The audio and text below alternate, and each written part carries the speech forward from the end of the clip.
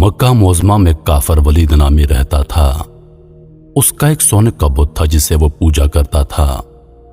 ایک دن اس بت میں حرکت پیدا ہوئی اور وہ کہنے لگا، لوگو، محمد اللہ کا رسول نہیں ہے، اس کی تصدیق مت کرنا، معاذ اللہ۔ ولید بڑا خوش ہوا اور باہر نکل کر اپنے دوستوں سے کہا، مبارک ہو، آج میرا معبود بولا ہے اور صاف صاف اس نے کہا کہ محمد اللہ کا رسول نہیں ہے۔ یہ سن کر لوگ اس کے گھر آئے اور دیکھا کہ واقعی اس کا بت یہ جملے دہرا رہا ہے۔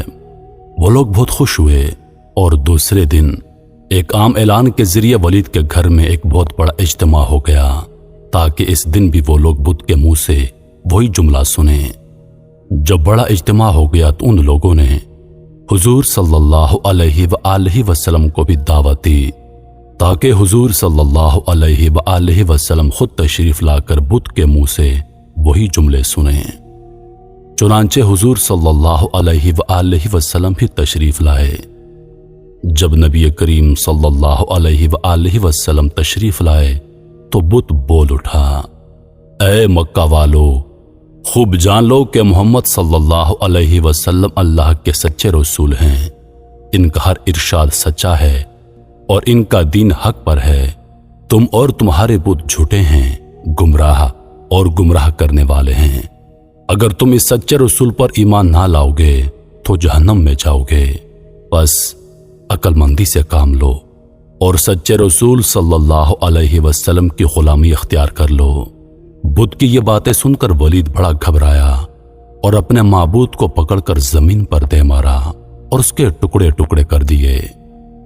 حضور صلی اللہ علیہ وآلہ وسلم فاتحانہ طور پر واپس ہوئے تو راستے میں ایک گھڑ سوار جو سبز پوش تھا حضور صلی اللہ علیہ وآلہ وسلم سے ملا۔ اس کے ہاتھ میں تلوار تھی جس سے خون ٹپک رہا تھا۔ حضور نے فرمایا، تم کون ہو؟ بولا، حضور، میں جن ہوں اور آپ کا غلام اور مسلمان ہوں، جبل طور میں رہتا ہوں۔ میرا نام مہین بن العبر ہے۔ میں کچھ دنوں کے لیے کہیں باہر گیا ہوا تھا۔ آج گھر واپس آیا تو میرے گھر والے رو رہے تھے۔ میں نے وجہ پوچھی تو معلوم ہوا کہ ایک کافر جن جس کا نام مسافر تھا وہ مکہ میں آ کر ولید کے بت میں گھس کر حضور صلی اللہ علیہ وآلہ وسلم کے خلاف فضول گوئی کر گیا ہے اور آج پھر گیا ہے تاکہ بت میں گھس کر آپ کے متعلق بکواس کرے۔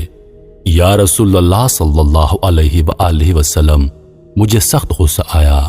میں تلوار لے کر اس کے پیچھے دوڑا اور اسے راستے میں قتل کر دیا، اور پھر میں خود ولید کے بت میں گھس گیا اور جو کچھ کہا میں نہیں بولا ہے، یا رسول اللہ صلی اللہ علیہ وآلہ وسلم۔